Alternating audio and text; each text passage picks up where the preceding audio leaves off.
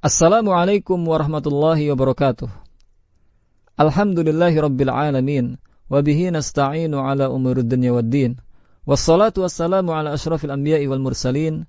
Wa ala alihi wa ashabihi wa man tabi'ahum bi ihsan ila yaumiddin. Amma ba'd. Pendengar yang dirahmati Allah, Islam sebagai agama yang sempurna telah memberikan tuntunan tata cara mandi wajib dan sunnah dengan gamblang dan jelas. Berikut ini kita akan melihat dan menyimak tata cara mandi yang dianjurkan oleh Rasulullah SAW. Apabila hal ini dilakukan, maka akan membuat mandi tadi lebih sempurna. Yang menjadi dalil dari bahasan ini adalah dua dalil, yaitu hadis Aisyah radhiyallahu anha dan hadis Maimunah radhiyallahu anha yang diriwayatkan oleh Imam Bukhari dan Muslim. Hadis pertama yaitu dari Aisyah, istri Nabi Muhammad SAW, bahwa jika Nabi SAW mandi junub, beliau memulainya dengan mencuci kedua telapak tangannya. Kemudian beliau berwudu sebagaimana wudu untuk salat. Lalu beliau memasukkan jari-jarinya ke dalam air, lalu menggosokkannya ke kulit kepalanya. Kemudian menyiramkan air ke atas kepalanya dengan cidukan kedua telapak tangannya sebanyak 3 kali. Kemudian beliau mengalirkan air ke seluruh kulitnya. Kemudian hadis yang kedua yaitu dari Ibnu Abbas berkata bahwa Maimunah mengatakan, "Aku pernah menyediakan air mandi untuk Rasulullah SAW. Lalu beliau menuangkan air pada kedua tangannya dan mencuci keduanya 2 kali atau 3 kali. Lalu dengan tangan kanannya beliau menuangkan air pada telapak tangan kirinya. Kemudian beliau mencuci kemaluannya. Setelah itu beliau menggosokkan tangannya ke tanah. Kemudian beliau berkumur-kumur dan memasukkan air ke dalam hidung. Lalu beliau membasuh muka dan kedua tangannya. Kemudian beliau membasuh kepalanya 3 kali dan mengguyur seluruh badannya.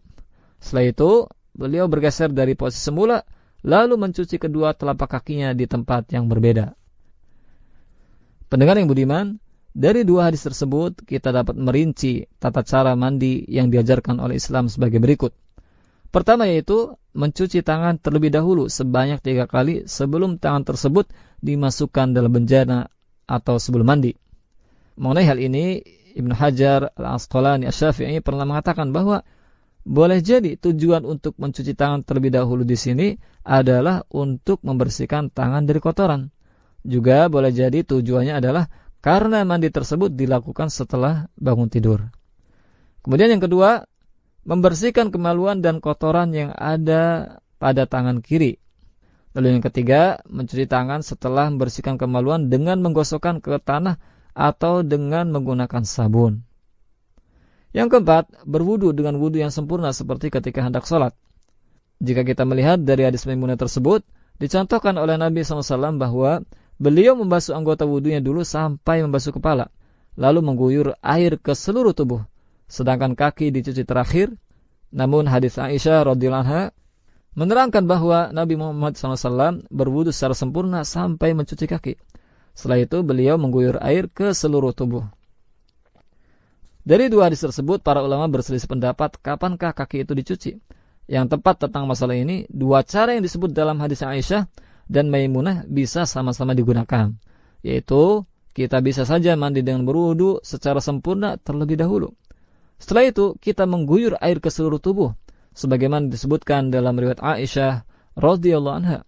Atau boleh jadi kita gunakan cara mandi dengan mulai berkumur-kumur, memasukkan air dalam hidung, mencuci wajah, mencuci kedua tangan, mencuci kepala, lalu mengguyur air ke seluruh tubuh, kemudian kaki dicuci terakhir.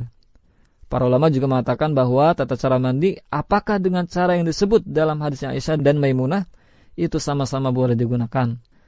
Karena dalam masalah ini ada toleransi. Kemudian yang kelima, yaitu mengguyur air pada kepala sebanyak 3 kali hingga sampai ke pangkal rambut. Lalu yang keenam yaitu memulai mencuci kepala bagian kanan, lalu kepala bagian kiri.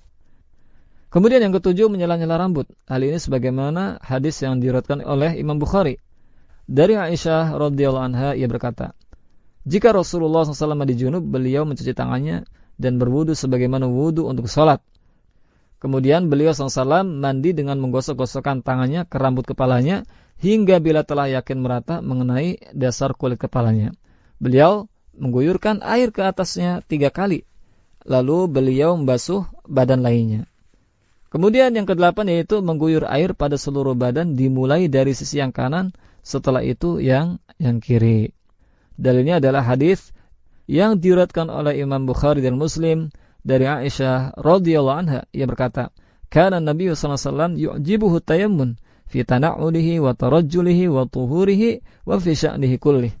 Artinya, Nabi Muhammad SAW biasa mendahulukan yang kanan ketika memakai sendal, ketika bersisir, ketika bersuci, dan dalam setiap perkara yang baik-baik.